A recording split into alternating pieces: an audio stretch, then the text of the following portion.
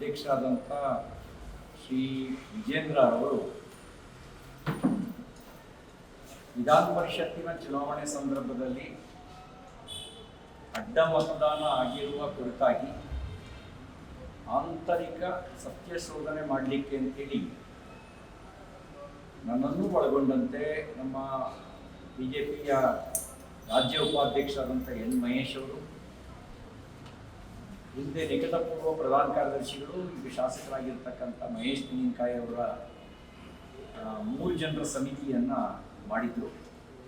ಅವರಿಗೆ ನಮಗೆ ಹೇಳಿದ್ರು, ಆದಷ್ಟು ಬೇಗ ನೀವು ಆಂತರಿಕವಾಗಿ ತನಿಖೆ ನಡೆಸಿ ವರದಿಯನ್ನು ಕೊಡಿ ಅಂತ ನಮಗೆ ನಿರ್ದೇಶನವನ್ನು ಕೊಟ್ಟಿದ್ದರು.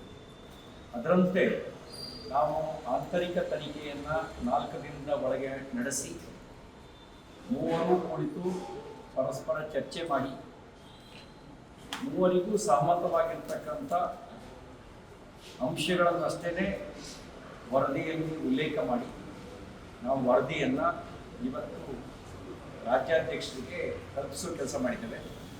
ನಾವು ನಮಗೆ ಅಧ್ಯಕ್ಷರ ನಿರ್ದೇಶನ ಬಂದ ತಕ್ಷಣವೇ ವರ್ಚುವಲ್ ಮೀಟಿಂಗ್ ಮಾಡಿ ಯಾವ್ಯಾವ ಅಂಶಗಳನ್ನು ಗಮನಿಸಬೇಕು ಅಂತ ಹೇಳಿ ಮಾಧ್ಯಮಗಳಲ್ಲಿ ಮತ್ತು ಸಾರ್ವಜನಿಕ ವಲಯಗಳಲ್ಲಿ ಅನುಮಾನಾಸ್ಪದ ಅಂತ ಕಂಡು ಬಂದಂಥ ವ್ಯಕ್ತಿಗಳ ಪಟ್ಟಿಯನ್ನು ಮಾಡಿ ಅವ್ರ ಜೊತೆಯಲ್ಲಿ ವೈಯಕ್ತಿಕವಾಗಿ ಸಮಾಲೋಚನೆ ನಡೆಸಿ ಅಭ್ಯರ್ಥಿಗಳ ಜೊತೆಯಲ್ಲಿ ಮಾತುಕತೆ ನಡೆಸಿ ಅವರ ಅಭಿಪ್ರಾಯವನ್ನು ಕೂಡ ಸಂಗ್ರಹಿಸಿ JDS ಪಕ್ಷದ ಮುಖಂಡರುಗಳ ಜೊತೆಯಲ್ಲಿ ಮಾತುಕತೆ ನಡೆಸಿ ಮಾಧ್ಯಮದ ಸ್ನೇಹಿತರ ಹತ್ರ ನಿಮಗಿದ್ದಂಥ ಸೋರ್ಸು ಏನು ಅಂಥೇಳಿ ಅವರ ಹತ್ರ ಮಾಧ್ಯಮದವ್ರ ಹತ್ರನೂ ಮಾಹಿತಿಯನ್ನು ಸಂಗ್ರಹಿಸಿ ನಮ್ಮ ಚೀಫ್ ವಿಪ್ ಹತ್ರನೂ ಕೂಡ ವ್ಯಕ್ತಿಗತವಾಗಿ ಮಾತನಾಡಿ ವಿಪಕ್ಷದ ನಾಯಕರ ಜೊತೆನಲ್ಲೂ ವ್ಯಕ್ತಿಗತವಾಗಿ ಮಾತನಾಡಿ ಸ್ಥಳೀಯವಾಗಿ ಲಭ್ಯವಾಗಿರ್ತಕ್ಕಂಥ ಮಾಹಿತಿಗಳನ್ನು ಮತ್ತು ಸರ್ಕಂಫರೆನ್ಸಸ್ನು ಎವಿಡೆನ್ಸ್ನು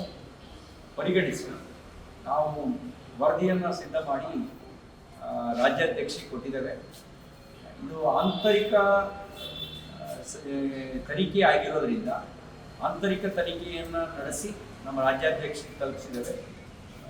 ಇದಕ್ಕೆ ಸಂಬಂಧಪಟ್ಟಂತೆ ಯಾವುದೇ ಮಾಹಿತಿಯನ್ನು ಹಂಚ್ಕೊಳ್ಳೋದು ನಮಗೆ ಅದು ಸೂಕ್ತ ಆಗಲ್ಲ. ಇಷ್ಟೇ ಮಾಹಿತಿ ತಮ್ಮ ಸಂಖ್ಯೆ ಹೇಳಿದ್ದೀರಾ ಸರ್? ಎಷ್ಟು ಜನ ಅನ್ನೋದು ಅಥವಾ ಯಾರ್ಯಾರು ಅನ್ನೋದು ಉಲ್ಲೇಖ ಇದೆಯಾ? ನಮಗೇನಂತಂದರೆ ನಾವು ಇದನ್ನು ನಮ್ಮ ಅಧ್ಯಕ್ಷರಿಗೆ ಅದು ಇಂಟರ್ನಲ್ ರಿಪೋರ್ಟ್, ಎಕ್ಸ್ಟರ್ನಲ್ ಆಗಿ ಏನು ಹೇಳ್ಬೋದು ಅಷ್ಟು ಸಂಗತಿ ನಿಮ್ಗೆ ಹೇಳಿದೆ ಸರ್. ಎಷ್ಟು ನಂಬರು ಉತ್ತರ ಕರ್ನಾಟಕದವರ ಅಥವಾ ಹಳೆ ಮೈಸೂರು ಬರಲ್ಲ? ನಿಮಗೆ NDAಯ 12 ಮತಗಳು ಕ್ರಾಸ್ ವೋಟಿಂಗ್ ಆಗಿದ್ದಾವೆ. NDA ಬಿಜೆಪಿ ಅಲ್ಲ, ನಿಮಗೆ ಅದರಲ್ಲಿ ನೇರವಾಗಿ ಬಿಜೆಪಿಯ ಅಭ್ಯರ್ಥಿ ಬಿಜೆಪಿಗೆ ಹಾಕಬೇಕಾಗಿದ್ದು ನಮಗೆ 3+1 3 ವೋಟು ಕ್ರಾಸ್ ವೋಟ್ ಆಗಿದೆ, 1 ಇನ್ವ್ಯಾಲಿಡ್ ಆಗಿದೆ. ನಮಗೆ ಕಡಿಮೆ ಬಂದಿತ್ತು. ನಾವು 30 ಮತಗಳನ್ನು ಅಲಾಟ್ ಮಾಡಿದ್ವಿ. ಅದರೊಳಗಡೆ ಒಬ್ಬರಿಗೆ 29 ಬಂತು, ಅಲ್ಲಿ 1 ವೋಟು ಇನ್ವ್ಯಾಲಿಡ್ ಆಯಿತು. ಇನ್ನೊಬ್ಬರಿಗೆ 27 ಬಂತು, ಅಲ್ಲಿ 3 ವೋಟು ಇನ್ವ್ಯಾಲಿಡ್ ಆಯಿತು. NDAಗೆ ನಮಗೆ 12 ಮತಗಳು, ಅಂದರೆ JDSಗೆ 22 ಮತಗಳು ಬರಬೇಕಾಗಿತ್ತು. ಅದರೊಳಗಡೆ ಅವರಿಗೆ 14 ಮತಗಳು ಬಂದಿದೆ. ಅಲ್ಲಿಗೆ ಅಲ್ಲಿ 8 ಮತ್ತು ಇಲ್ಲಿ 4 12 ಬಿಜೆಪಿ JDS ಒಟ್ಟು ಸೇರಿ 12 ಮತಗಳು ಅಡ್ಡ ಮತಗಳು ಚಲಾವಣೆ ಆಗಿದೆ. ಈ ಅಡ್ಡ ಮತಗಳು ಕಾಂಗ್ರೆಸ್ ಮೇಲಿನ ಅಭಿಮಾನಕ್ಕೆ ಅಂತ ಕಾಂಗ್ರೆಸ್ಸಿಗರು ಭಾವಿಸಬಾರ್ದು.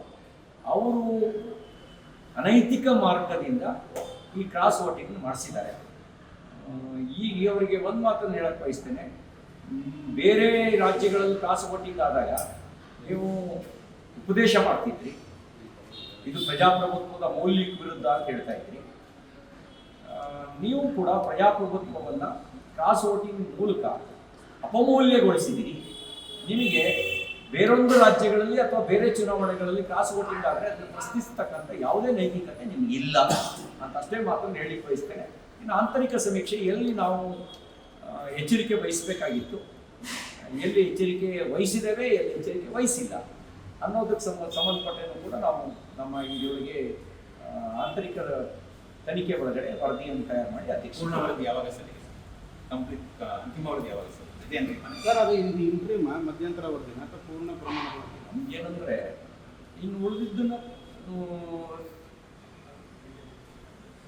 ಅಧ್ಯಕ್ಷರು ತೀರ್ಮಾನ ಮಾಡ್ತಾರೆ. ಈಗ ಕಾಲಾವಕಾಶದಲ್ಲಿ ಉಳಿದು ನಾವು ಏನು ಇಂಟ್ರಿಮ್ ವರದಿ ಕೊಟ್ಟಿದ್ದೀವಿ ಅದು ಉಳಿದ ಸಂಗತಿಯನ್ನು ಅಧ್ಯಕ್ಷರ ನಿರ್ದೇಶನದ ಮೇರೆಗೆ ಉಳಿದಿದ್ದನ್ನು ನಾವು ನಮ್ಮ ಕೋರ್ ಕಮಿಟಿಯಲ್ಲಿ ಚರ್ಚೆ ಏನು ನಡೆಯುತ್ತೆ ಅಲ್ಲಾಗೋ ನಿರ್ಣಯದ ಮೇಲೆ ಮುಂದಿನ